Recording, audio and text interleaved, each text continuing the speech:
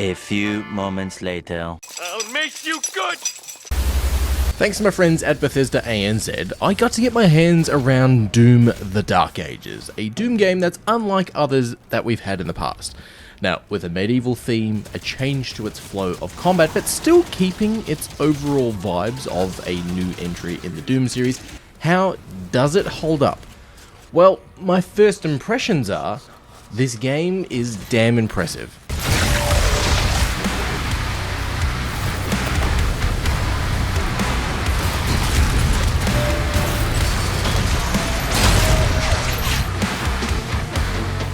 Set before Doom 2016 and obviously Doom Eternal, The Dark Ages is set in a medieval age during a time where the Slayer is, well, still slaying demons like you'd expect, but as The Dark Ages is set before the events of Doom 2016, the story, gameplay, characters, map design, hell, even enemies are obviously different to what we've gotten previously. Really? Now, as you can tell, but I will repeat myself just in case, but this isn't a review video, and that will come out when Doom: The Dark Ages releases, but these are my initial impressions after a couple of hours of gameplay, and thanks again to Bethesda ANZ for the hands-on time with Doom: The Dark Ages.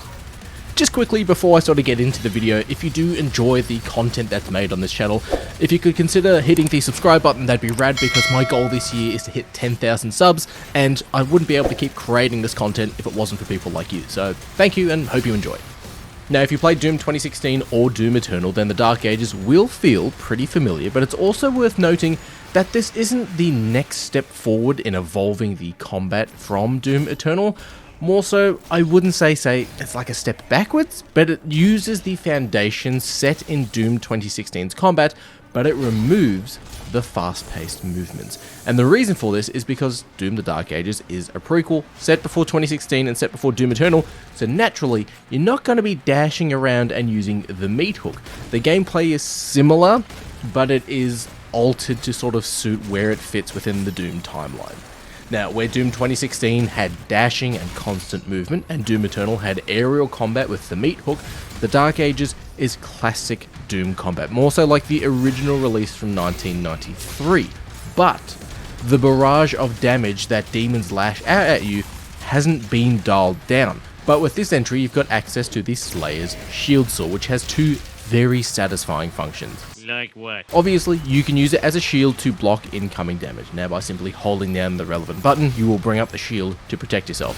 And the shield does have a health bar too, so you can't constantly block every attack.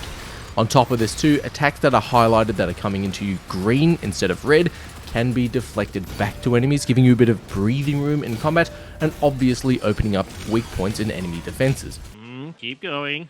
But my personal favourite, as we've all probably seen with the preview footage, is the buzzsaw attachment, and more so the ability to use the shield, turning the Slayer into sort of a brutal, gory version of Captain America.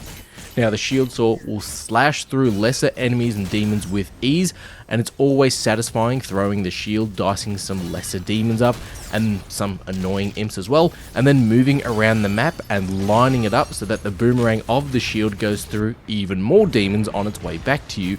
And I honestly sort of had a blast just lining up enemies and just ricocheting and waiting for it to come back to me. However, if you use the shield saw on larger enemies, like say Hell Knights, this will actually stagger them. The shield will sort of impale itself into them and spin, staggering them for a little bit, stun locking them in place for a few moments, allowing you to sort of plan out attacks. Maybe you can take out some lesser demons, or maybe just reset yourself, giving yourself a bit of a moment to breathe before you jump back into combat. Now, some enemies too are vulnerable with the shield saw, like, say, shielded enemies, who will block all weapon damage that you shoot out to them.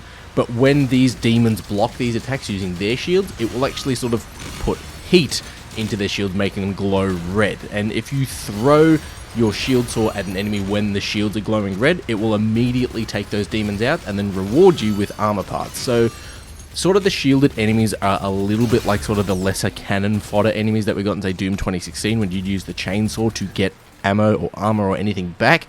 You'd use these enemies or these demons, shoot into them, take them out with your shield saw, get yourself some armor so then you can focus on the big enemies. Now, speaking of which though, the armor and health setup is pretty similar to, say, Doom 2016 and Eternal, but hey, if it ain't broke, don't fix it. However, What I did notice when I was playing this one is it's got the return of the Slayer's face at the bottom of the screen, just like in the original Doom games, and I did find myself getting a little distracted because I was constantly just sort of looking at him and keeping an eye on the face. It was just a small little entertaining moment. But as you can see, Doom The Dark Ages 2 is graphically damn impressive, just like how Doom 2016 and Eternals was a visual masterpiece. Now, there are moments during my time with The Dark Ages where I would just explore the world that id Software had created. There were torched castles where banners would crackle in fire and flap in the wind, where cultists would surround a demonic portal, or where random lesser demons would easily line themselves up for me to use my shield saw against them. That's rad. We also have here the return of that meaty dismemberment of demons that sort of came back from Doom 2016 and Doom Eternal, and just like in previous entries, if you use something like, say, the shotgun and unload into a larger demon, again, I will use the Hell Knight as an example, but you'll see the meat and muscle pull away from their bones, and it's always really impressive kind of seeing this sort of stuff with a Doom game. And some of the designs as well for its cities, its landscapes, its arenas and maps that you play in. One area felt like a little bit like, say, Minas Tirith from Lord of the Rings, but you replace orcs with demons, and just exploring the map and the world on the back of a dragon. It is pretty damn cool, and it's easy to just explore and have a bit of fun, giving you a break and a bit of a breather from the fast-paced, or maybe not fast-paced, but very intense over-the-top combat that you need to concentrate on. Speaking of the dragon, it is a new feature here in the Dark Ages, where the Doomslayer in certain missions can ride around on a giant dragon. And it does take some getting used to, I will admit, but it does change the flow and the feel of combat, and I kinda didn't mind some alternative options in some of its mission structures, where you would go from on the ground shooting demons to then back onto your dragon, and it would sort of just break it up really nice and evenly. Now, the traversal for the dragon, pretty straightforward. You've got a button to fly up, button to fly down, and then you've got a boost button which will allow you to fly faster with the dragon, but you've also got access to front-mounted cannons as well with the dragon. And the combat, I will say, it did take me a little bit to get used to. You can just sort of fly around as if you're sort of using a jet, just firing these cannons from the front of the dragon. But there's also sort of a lock-on system, and I will admit, I did die a couple of times while learning how to do this, because while you're on the dragon and in combat, the dragon can lock onto enemy targets, and it's sort of like it strafes around the target rather than sort of following it. Like, if you're picturing that, say, the dragon in this game is sort of like a dogfighting mechanic, it sort of is and it isn't. When you lock onto an enemy, you sort of hover or strafe in place around the target, and you dodge attacks. So sort of imagine that the dragon is hovering in place while you shoot your targets when you're taking on sort of larger enemies, but if you've got smaller, sort of random cannon fodder sort of enemies just flying around, you can just do that sort of traditional dogfight, follow them around a little bit. There is some options there, but with the dodge and counter style system on the dragon, you will shoot a target, but if the sort of enemy is shooting back at you and that enemy's attacks are coming through green, sort of like with the shield saw, you can then dodge those attacks, and not only will you avoid the damage, but you'll also have a chance to damage that enemy target in an exposed area, so you'll deal more damage to it. And I think the dragon combat maybe felt awkward for me personally, because it's a new combat mechanic and a gameplay style for a Doom game, but honestly, once I wrapped my mind around it, my head around it, I actually really liked it, because the dragon also has glory kills here too, and they're just as spectacular as you think they'd be. Yes! That's awesome! But the dragon isn't the only change here, as Doom The Dark Ages also has the Atlan mech to use. However, I will admit, I ran out of time, so I didn't actually get to play as the Atlan mech.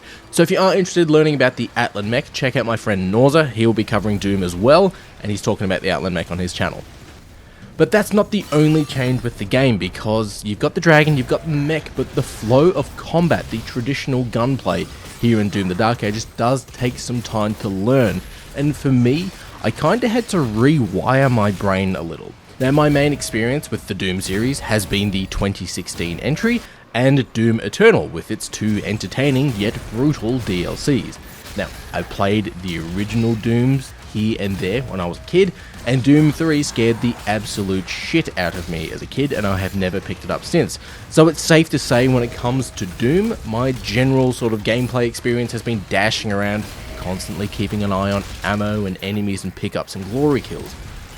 The flow of combat here in Doom the Dark Ages is slower than its previous entries. There is no dash button to avoid damage, because the Slayer here is slower, and to avoid damage, the answer is to block attacks. And it took me some time to wire that into my brain that this isn't Doom 2016 or Doom Eternal. I'm not super fast here, I'm heavy and I'm slow, but I've got a shield to block and deflect attacks, and I've got new weapons and moves in combat to assist me.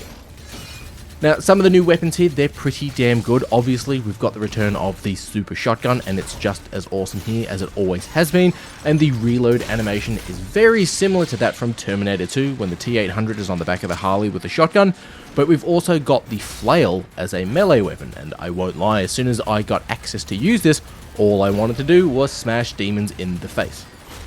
And I was even more so impressed when I saw the flail also removes meat and muscle from demons as well, so you can just sort of expose their legs and their bones. It's gory, it's cool, I liked it.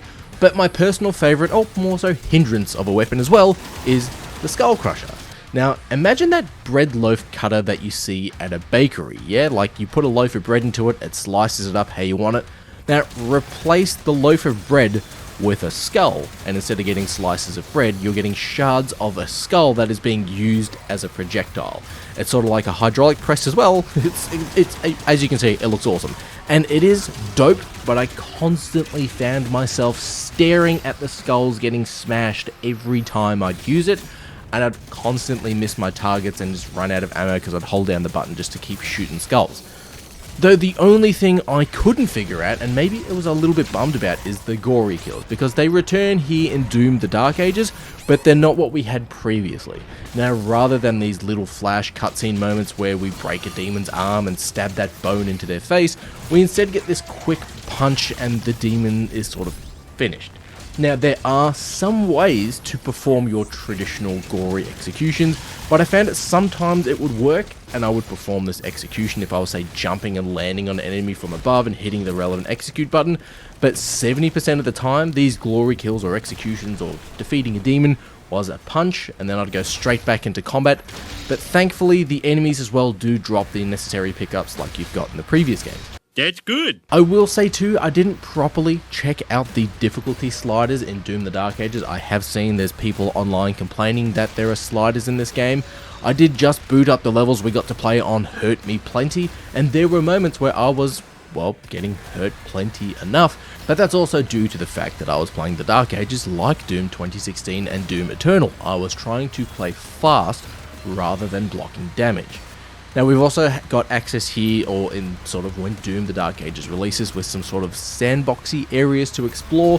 I will say, one of these were first announced, I thought it was kind of weird, sort of like when they added sandboxes into Gears of War and how that just didn't work. But I will say, I didn't sort of mind what they did here with the Dark Ages, with what I got to experience at least. It didn't feel like a massive open sandbox world. It sort of just felt like a sort of a medium-sized hub where there's multiple objectives to do, there's secrets to find, and there's just, it'll extend your length, or extend the time you play with Doom the Dark Ages, because some people will play the game, they'll finish the campaign, and that'll be it for them, while other fans of the Doom series will just keep playing, they'll play it on harder difficulties, they'll challenge themselves, and by giving yourself a little bit of a sandbox mode, some players might really enjoy this, some players might just want to sort of breeze through the campaign. I didn't mind what they did here with what we got to play with this little sandboxy area, but with my hands-on time with Doom the Dark Ages, all I can say is I've never been this excited for a Doom game before.